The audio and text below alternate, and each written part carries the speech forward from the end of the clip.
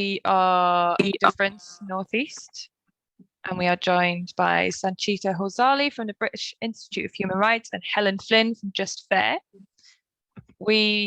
Just a bit of housekeeping. We're going to keep participants muted until the end, where we'll leave a little time for questions. Please use the chat function sparingly, but feel free to leave comments, and you can send questions to me directly in that if you want to throughout. Closed captions are available by clicking at the bottom of the screen if you need those on. This event is being recorded, so if you don't want to be on that recording, please decide whether you want your video on or not. We will be making this available just on our website and our YouTube channel. And lastly, if you need anything else, just send me a direct message on chat and I'll try my best to help.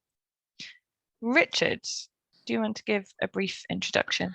Yes. Evening, everybody. I'm Richard. I'm the Development Manager at Difference, and we are a campaigning charity. Hopefully you know us anyway, but we campaign for equality for disabled people across the Northeast, and we want to change the narrative and create a more positive representation of disability.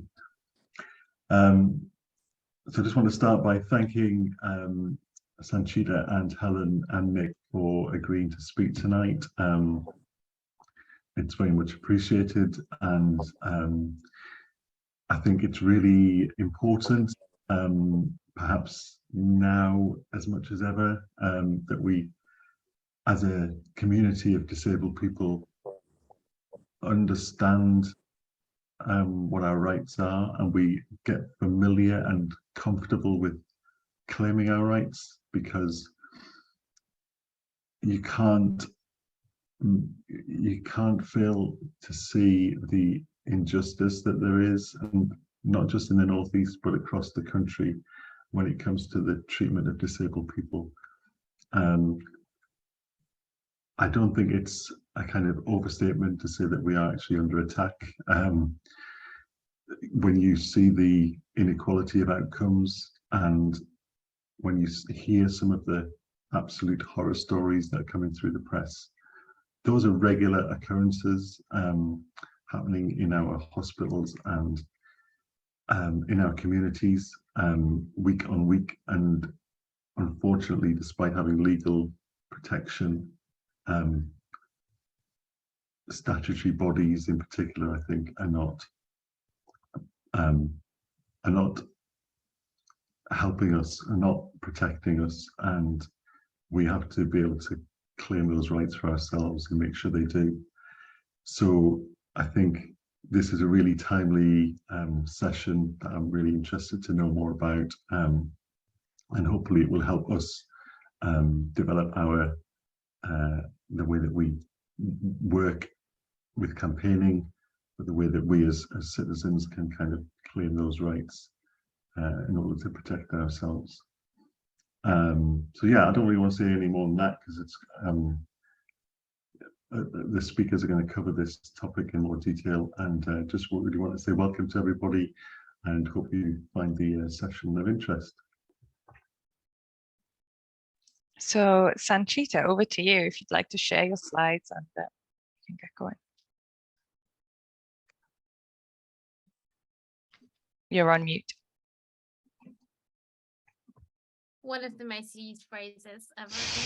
Hopefully you can all see that, and you can see my screen and my slides. So I've got a few slides that I'm going to talk to, and I'm going to talk about our human rights in the UK, talk a bit about how we can use them, how maybe they're not being used, but how we can use them a bit more effectively. And also talk a bit about the current situation around human rights in the UK and actually speaking up for our protections, because there's a lot of things going on kind of nationally with the government in trying to potentially reduce our human rights protections. And actually it's now we kind of really need to speak up for them, and in speaking up for them we can use them, and we can use them to help kind of support ourselves and improve our lives, and that will then also help us to show the government why they shouldn't be trying to reduce our human rights protections.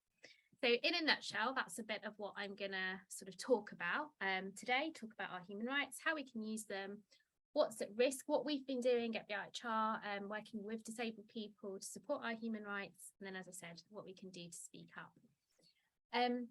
Just a little bit to explain and what we do, because it sounds quite grand and like some big organisation, or maybe a governmental organisation or a research organisation or something like that. We're none of those things. We are, I like to say, a small but perfectly formed charity working across the UK. And what we do is to work with people, with community groups, and with staff in those statutory services to actually understand and use our Human Rights Act. So to actually either use human rights approaches to deliver services that support our human rights, or as individuals and community groups to challenge those services that aren't protecting our human rights, and to do that without having to go to court. So we don't do court-based work. We're all about actually how people use human rights in their everyday life. And then what we try and do is share all of those experiences to say, actually, this is why human rights matter to lots of different people. This is how they work. This is the difference that they can make for people, and then to try and get better law and policy which supports our human rights. So that's kind of what we do. We always kind of have a bit of a check with ourselves around what human rights are. So we talk about them at BIHR as being the rules that protect everyone. So the rights that everyone has just because they're human. And a lot of the organisations, individuals and community groups we work with work around lots of different areas and issues. We do a lot of work with disabled people, with self-led organisations, and with services that are supporting or are supposed to be supporting disabled people. And I think often there's this perception that kind of if you're disabled, you have different human rights, and that isn't what the law says. The law says everyone who is human has human rights, and that they should be about making sure that people are listened to and that we're treated with dignity and respect and fairness. But the reality, as Richard said, is that not everyone has their human rights looked after, and not everyone has their human rights supported. We know that there are too many decisions that happen by those services that we need every single day that don't think about our human rights. And the law can help us challenge that. So the law we use at BIHR is our UK law, which is the Human Rights Act. So I'm going to talk a little bit about how we help people to use that to think about how they can challenge what's happening. So the Human Rights Act, we talk about it as working in 3 different ways. So it means that it's the law that staff in those services that we interact with every single day must be supporting our human rights. So that might be staff in NHS services, in local councils, other kinds of services that we're accessing.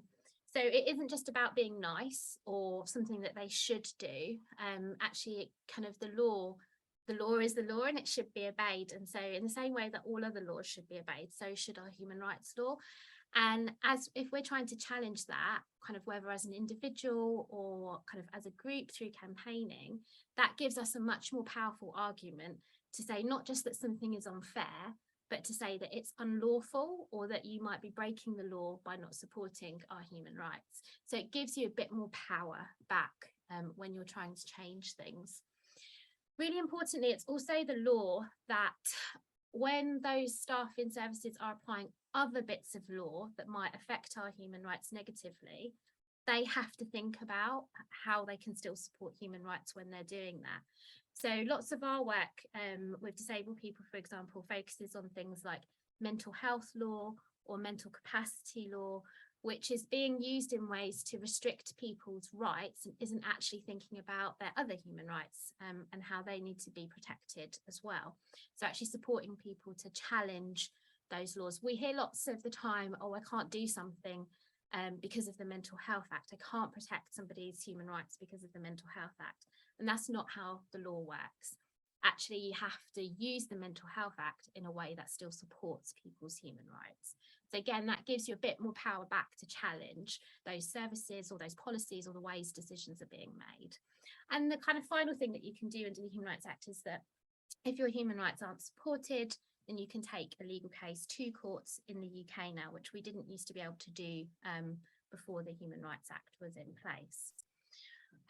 When I talk about sort of supporting our human rights or looking after our human rights, what the Human Rights Act does is essentially say that the staff in those services need to do three things. So they need to not take our rights away, they need to respect our rights. Some of our rights can be limited sometimes, but there's a test to be followed for that.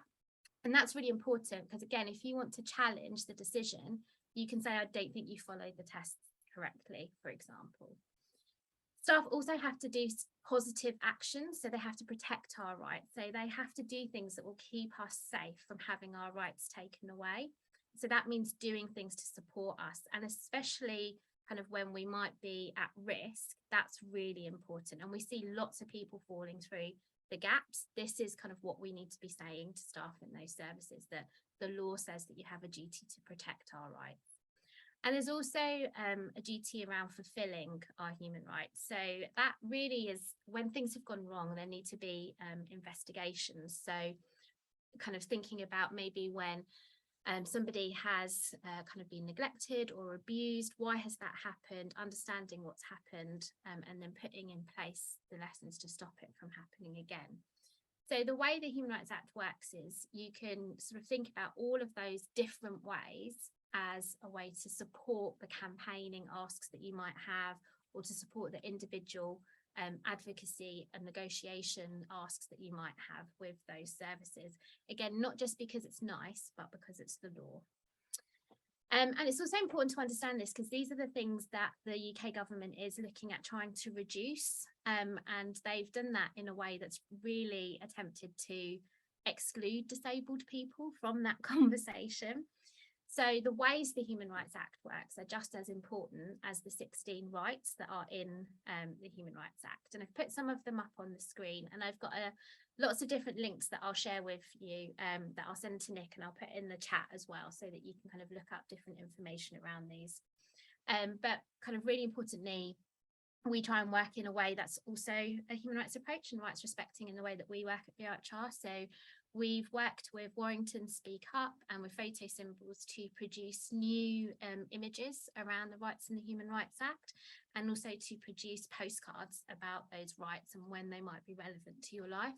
So the guys at Warrington Speak Up that we worked with, for example, they take those postcards to their meetings. We know lots of other self-led groups are taking them to their kind of campaign discussions locally with local councils and with NHS trusts, so that when things come up, they're able to say, but this is what the law says about our human rights. And so some of the ways that we do that is to think about how we can use human rights advocacy and human rights approaches. So with community groups, we've been running a pilot community programme. One of them is with Warrington Speak Up, so a kind of organisation led run by and for people with learning disabilities, but also with other organisations as well. And our approach there is to work with organisations to work out what it is that they need to support them to use human rights every single day in whatever type of work they might be doing. So with Warrington Speak Up, that was with postcards, with Room to Heal, which is an organisation that supports refugees. That's about having a guide that they can give to their staff and the people using their services. So we work with those community groups to really actually use human rights advocacy. How can we challenge what's going on and make things better? And with staff in services, we look at how they can use a human rights approach, so how they can take the duties that they have in the Human Rights Act and actually make them real in the decisions that they make, so that human rights isn't just about when things go wrong, but also helping them to make decisions that respect people's human rights in the first place. So we do that with NHS services and with local councils and social work teams and commissioners, lots of different organisations that are sort of part of those public services across the UK. And we also think about how we can use lived experience in research and policy change as well. So one of the key areas that we've worked with people, and particularly disabled people and older people and families and carers and supporters, has been around do not resuscitate orders, and actually working with people to understand what their experiences are, to work with them to look at how that relates to human rights, and then to work out what their recommendations for change are, how they want policy to change around that, how they want to hold both the local services but also the government to account for changing what's happening with do not resuscitate orders. So kind of everything we do at BIHR is actually how you can use the Human Rights Act in a way to support you to make the changes that you want to see. It doesn't mean that kind of everything's always perfect, but it is important that we try and use the law in that way whilst we have it. And it's important because I think at the moment in the UK, we are living at a time where there's a lot of negativity from government around human rights. And sometimes the government forgets that they're our human rights as people, and they're the responsibilities of governments to support our human rights. So what we've seen over the last 2 years has kind of government trying to make plans that would reduce our human rights. And as I said, that has had a particular impact, I think, on disabled people and has often excluded a lot of disabled people in that process. So what we've tried to do is to kind of work with disabled people's organisations to actually campaign for human rights as part of that process. So even though there was a panel about looking at the Human Rights Act that said that it didn't need to be changed, the government ignored that and has had a consultation to get rid of our Human Rights Act and replace it with what they call a new Bill of Rights. It was very complicated and confused and no accessible documents available. And the reason I'm talking about this is that I think this is a really good example of how we need to campaign together and work together to get better responses from government, because the whole process, they hadn't thought about accessibility at all, and actually having information in a way that we can understand is part of our human rights. It's part of the human rights protected in law. So if our human rights are going to change, we should at least be involved in that discussion. And so there's lots and lots of problems with how the government went about this process. So we worked with 200 people and groups to write a letter to a parliamentary committee to ask them to ask the government why they weren't producing accessible materials so that disabled people could be heard as part of this process. And we also worked with self-led groups to write to the government and to tell them that if they didn't make accessible versions, then we would take them to court, because they're not supporting people's human rights in the process. The government did make some resources that were a bit better, but they still weren't great.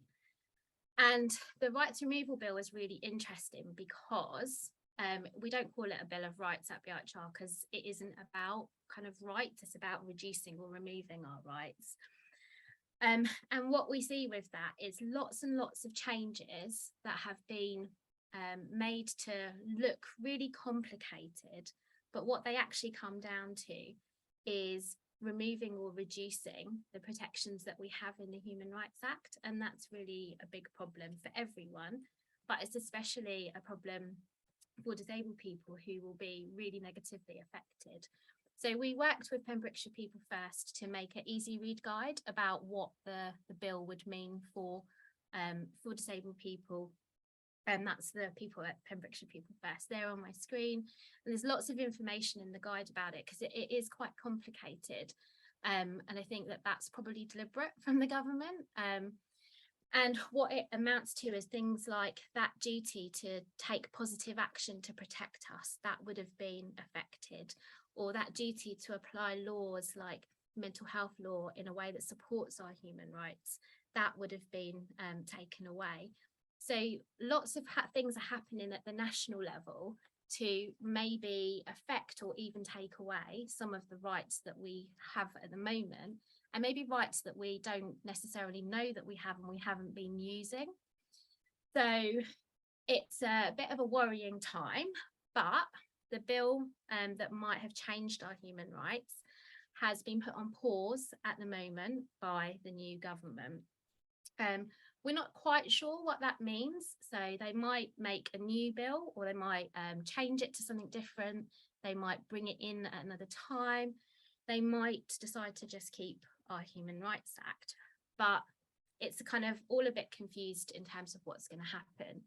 And it might have been that because we had a new Prime Minister and things changed in government is the reason why that bill has been paused and the Human Rights Act isn't being scrapped right now.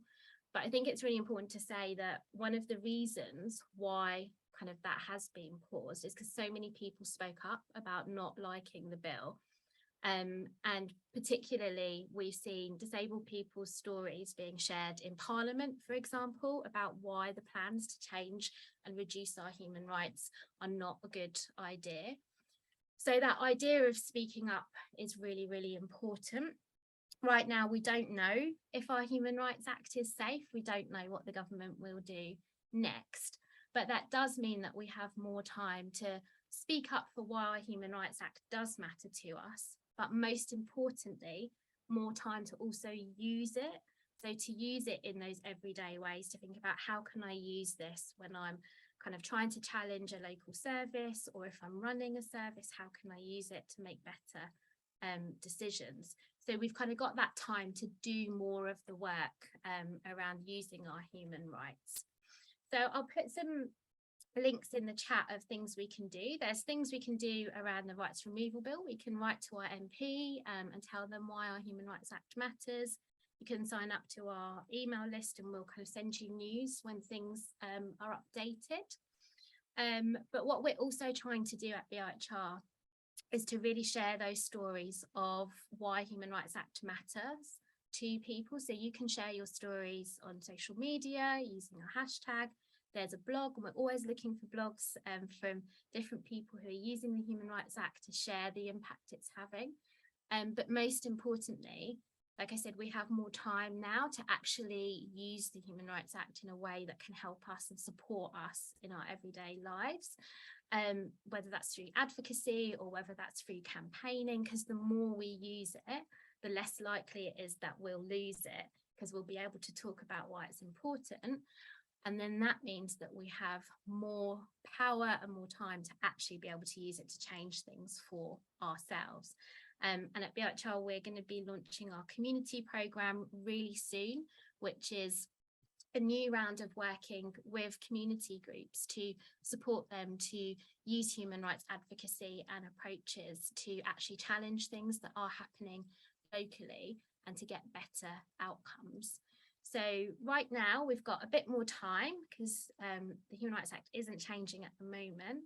So we can think about how we can use it and really campaign, because too many people don't have their rights supported at the moment.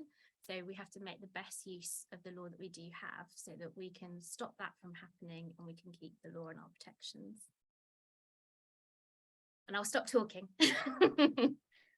Thank you so much, Sanchita. That was great. We'll pass over to Helen then. Helen, would you like to share your slides?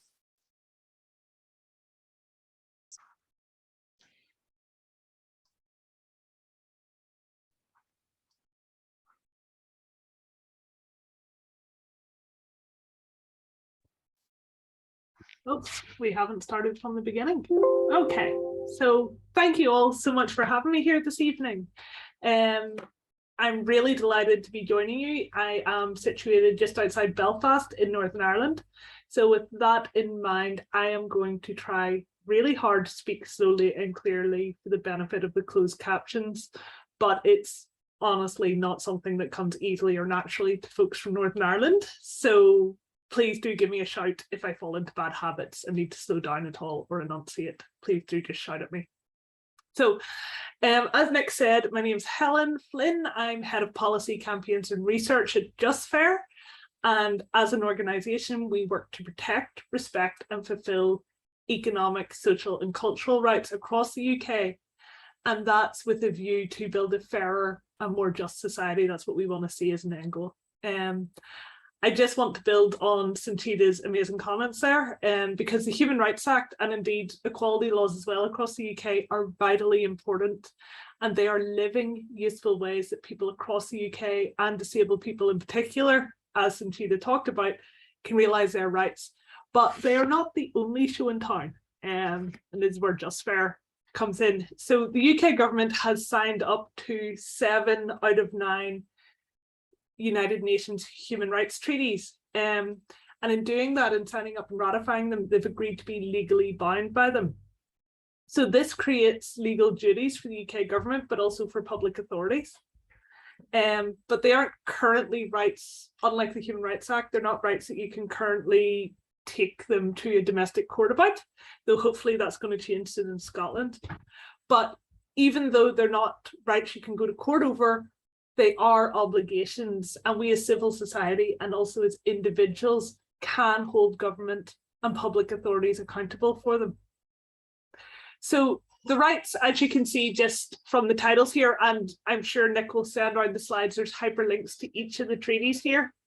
But the rights cover all kinds of things. So from your basic civil and political rights like voting and fair elections, to our economic, social and cultural rights, that's things like housing, healthcare and education. It's also about the realization of rights for specific communities or identities who face more barriers to equal enjoyment of the rights. So whether that's on the ground of their race, their gender, their age, or indeed their disability. And that's not to say we only all get one treaty each. We all live multiple identity lives, and all of us experience the rights in more than one of these treaties. For me, that's a real strength of human rights, the way that they offer us protection exactly as we are in the really complicated, overlapping lives that each of us lead. But tonight, I'm going to really quickly have a look at the United Nations Convention on the Rights of Disabled People. You'll maybe notice that the language I'm using to refer to the convention is a little different to what's written down there. That's because the convention was drafted in 2008 and the UK government signed up in 2009. And our language and thinking has thankfully evolved. And in keeping with the idea that we all own our rights, I'm happily veering away from any language I don't feel represents how a community wishes to be referred to, even if that language is being used in legal text. But just in talking about the United Nations Convention on the Rights of Disabled People, I really want to take a minute to read out the text of Article 1, which lays out the purpose of the convention. And Article 1 says, the purpose of the present convention is to promote, protect and ensure the full and equal enjoyment of all human rights and fundamental freedoms by all disabled people, and to promote respect for their inherent dignity. Disabled people include those who have long-term physical, mental, intellectual or sensory impairments, which in interaction with various barriers may hinder their full and effective participation in society on an equal basis with others. So this convention is about looking at our society and seeing where disabled people do not enjoy their rights in the same way as non-disabled people do.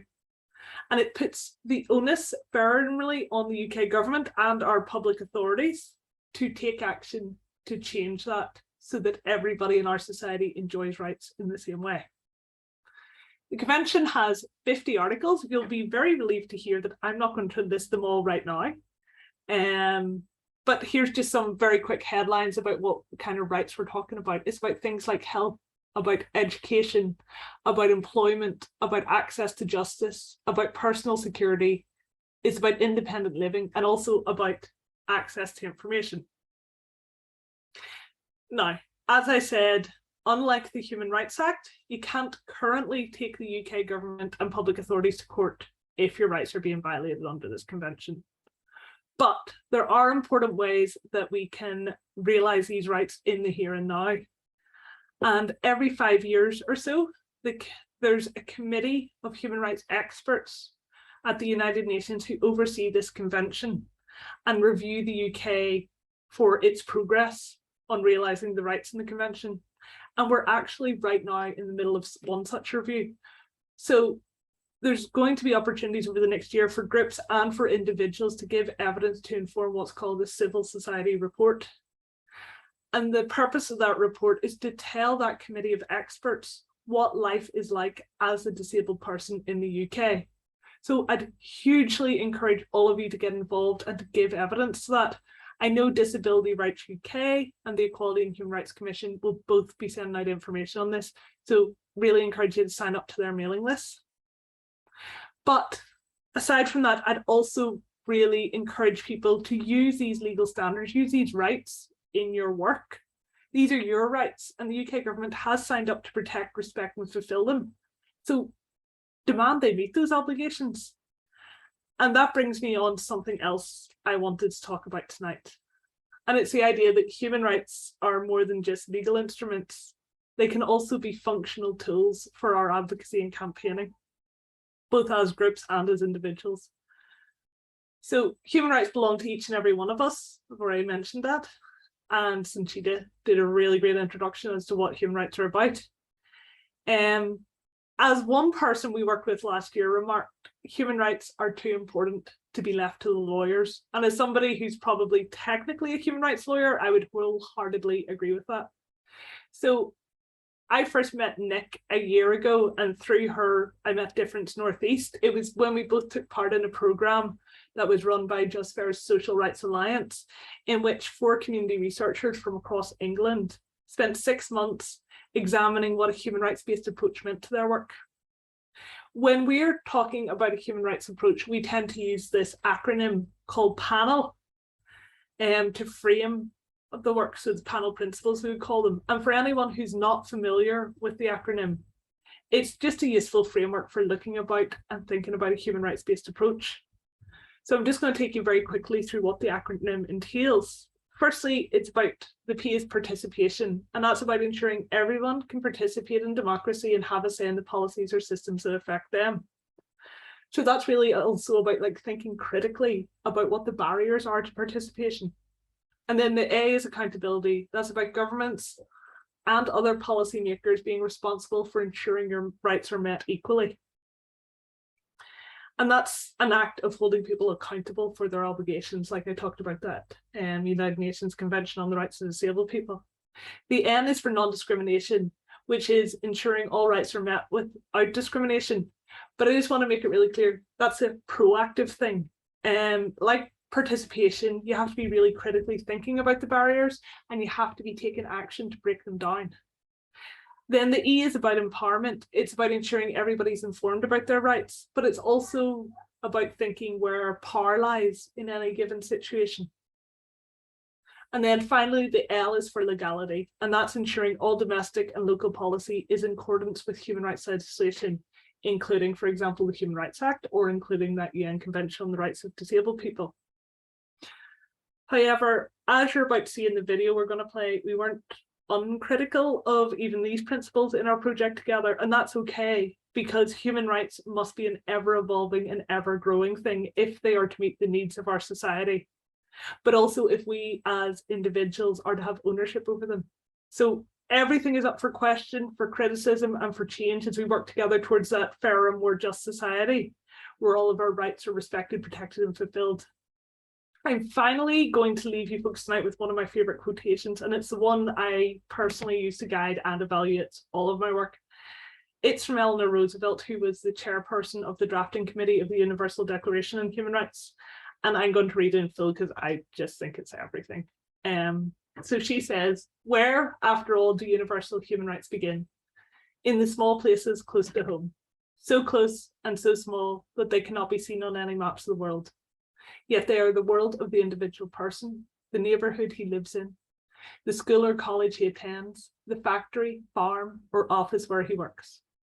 Such are the places where every man, woman, and child seeks equal justice, equal opportunity, equal dignity without discrimination.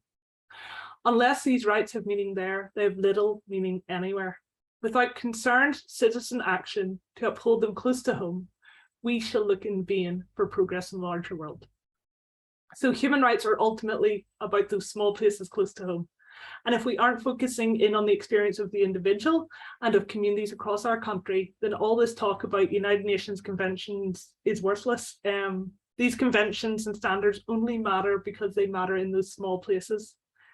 And what each and every one of us does in our individual lives, in our local communities to work towards a fairer society and to build equality matters. You're human rights defenders and you're part of a global network trying to build a better future. So thank you for that work. And then finally, if you do want to get in touch, and I'm sure Nick will be circulating these slides, my details are all there. but I'm going to hand you back to Nick and to the video of the Community Researchers Project, which I'm so excited to share with you this evening. So thank you so much, folks. Thank you very much, Helen. Right, I'm going to share my screen in a moment, but just to say, as a quick introduction, as Helen said, from September 2021 to February 2022, I joined Helen and a group of other community activists and the Social Rights Alliance on a project using action research to explore what economic, social and cultural rights mean in our community and how a human rights-based approach can add value to our activism, particularly in my work at Difference Northeast. And this film is a kind of product of those actions. So I'm going to share my screen, and it's about 10 minutes long, and then I'm just going to talk a little bit about that project after that.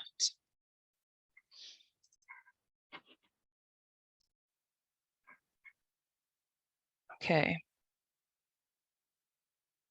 Can we see that?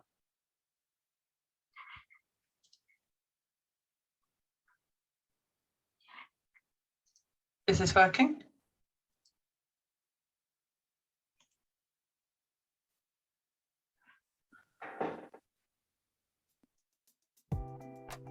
Human rights defenders claim their rights, a learning journey. Okay, quick refresh. Our aims, we are all here because we are working on this project, exploring what it means to use an economic, social, cultural rights and a human rights-based approach in our work. So through that process of theory, reflection and action, which is what this space is going to be building us to do. And we're exploring what those frameworks can do for our work and our campaigns. The last 2 weeks we've spent We met as a group of community researchers over Zoom every fortnight for 6 months, from September 2021 to February 2022. We came together to explore our experiences and knowledge, and we built learning and solidarity. Then we finally met in person.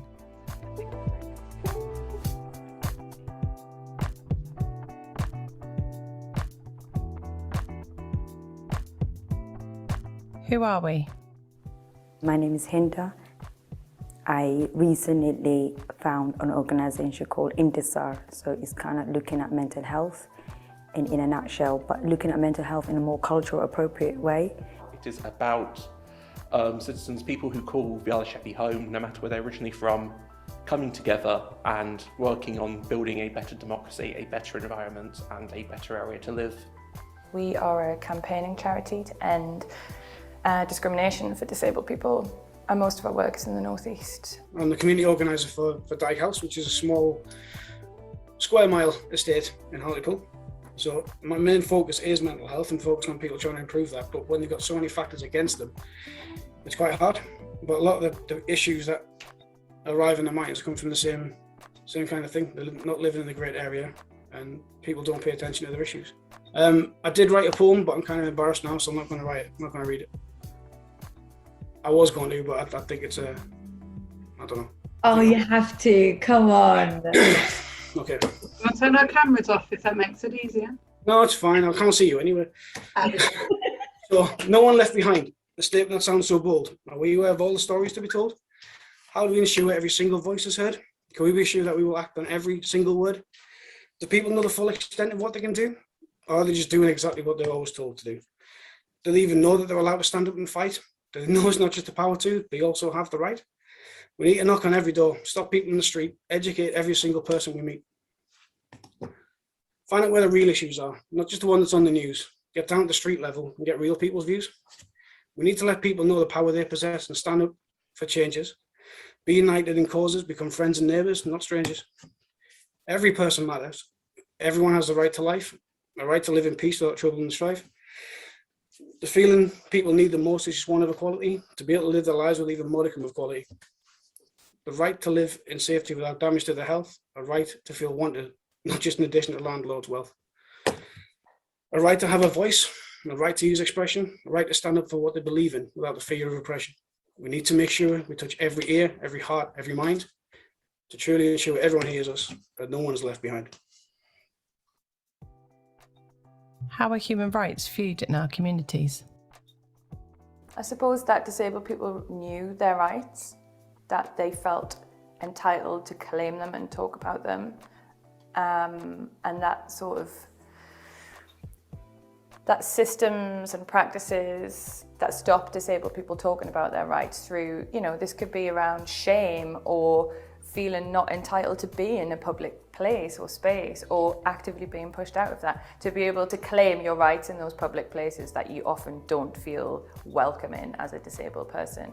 Arriving here as someone who seeked asylum, I've always was aware of human right and what that means for me and my community. There's the human right aspect of you know your human right is being abused, but what does that actually mean? Like, what else do you know? That how can you articulate that your human right is being abused? I think people find it really hard sometimes, especially some of the communities that I work with, because we don't have the capacity all the time to really explore that. Essentially, I think a lot of the viewers is human rights is something evil bad guys use to get out of being punished for things they've done. When I think the reality is far more that actually you see a lot of people suffer because of their human rights going sort of unrecognised, not knowing that actually they do have a right to complain about sort of the standard of their housing that's provided by the council, to complain about the fact that they don't have access to healthcare all the time locally. We shared our space with activists from across the UK who shared stories of their work as examples of the human rights-based approach. ATD Fourth World challenged us to think about povertyism as a form of discrimination and how we need to recognise the struggles, skills and contributions of those living in poverty. We learnt about accountability with participation and the practice of rights. The higher you build your barriers, the taller we become.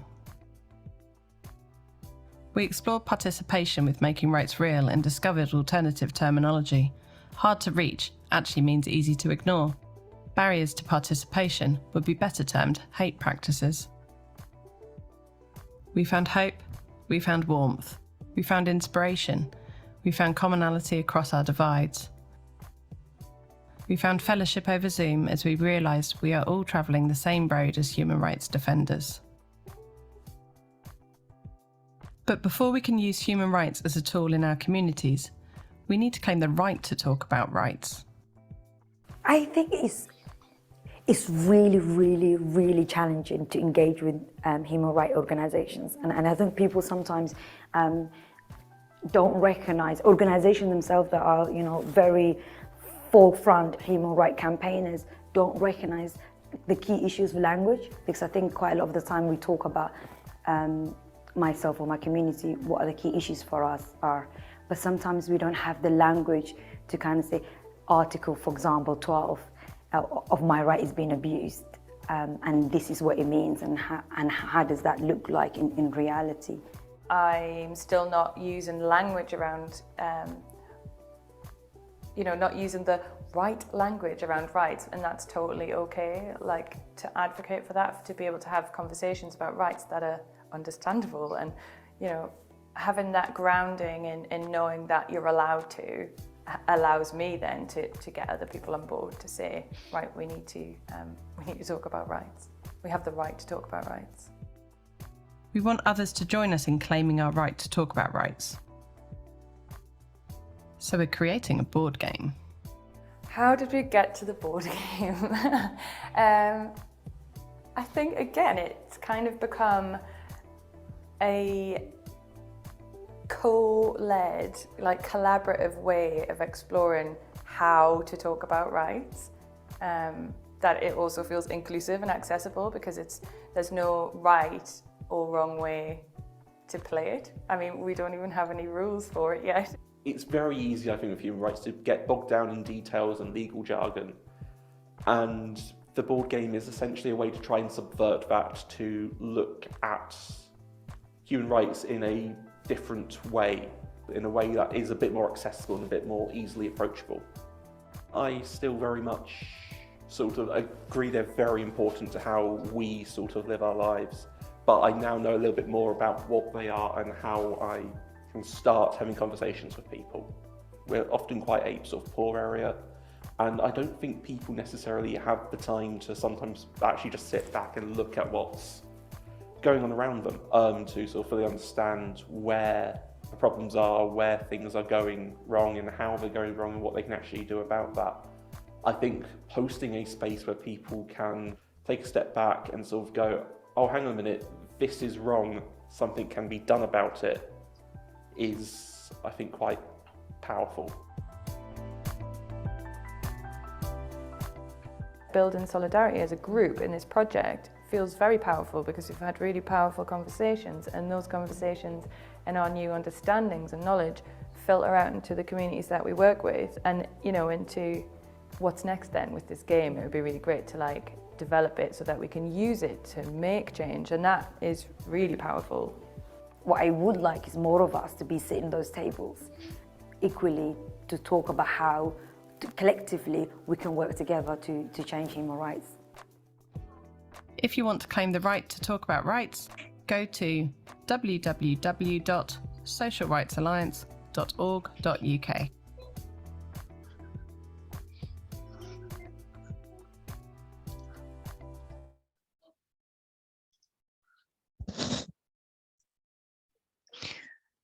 Great. So that kind of sums up a lot of that project, but I just want to say a few more things. I know we've only got a few minutes left, and I did want to leave some time for some questions, but just to say that at Difference, we want to dismantle those barriers that exclude disabled people from participating, and a rights-based approach seeks ways to respect, support, and celebrate human diversity, which means not only allowing but supporting the full participation of disabled people. And sometimes that means getting out of the way and making space. So that also means addressing systemic injustices like poverty, lack of access to services and resources, which disproportionately impact upon disabled people's lives. And it's about dismantling these larger systems. And as Helen outlined, we used the panel principles as a framework for looking at and thinking about what taking a human rights-based approach might be. And coming back to those principles again and again, we asked who owns these and how helpful are they actually in practice. And through working together and meeting with allies and activists who've embraced human rights as a tool for social change, we actually devised a manifesto for, sorry, my child is now up, one moment.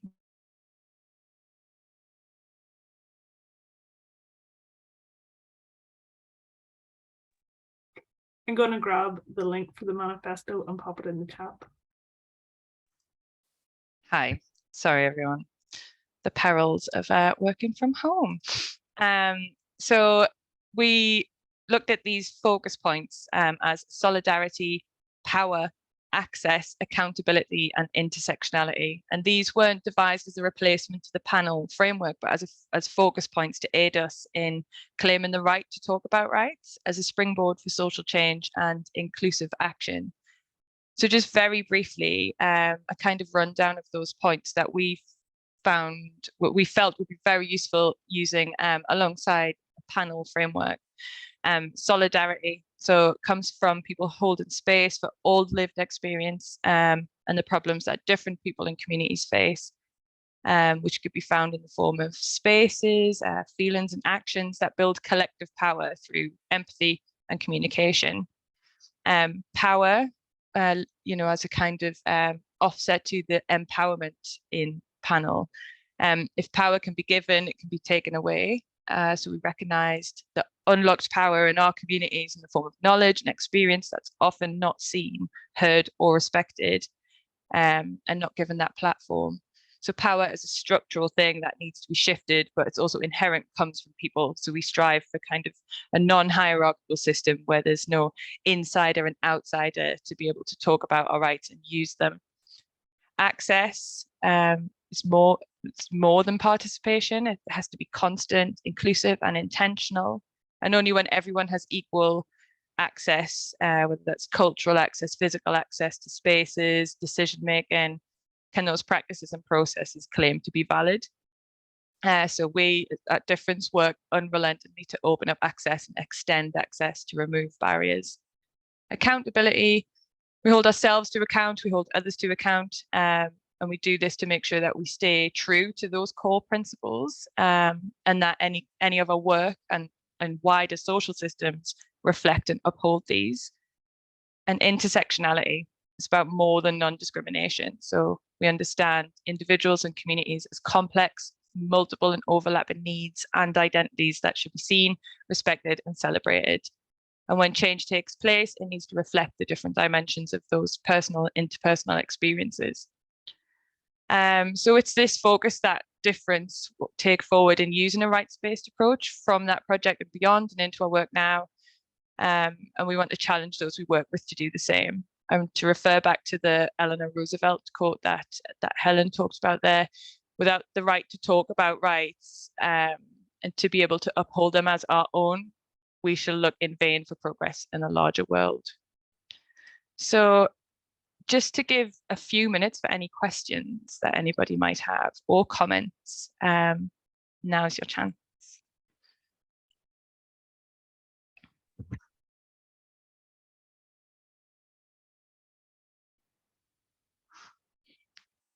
And thanks so much, everyone, for coming along this evening. We will share all the slides and links to all the things we've spoken about this evening as well.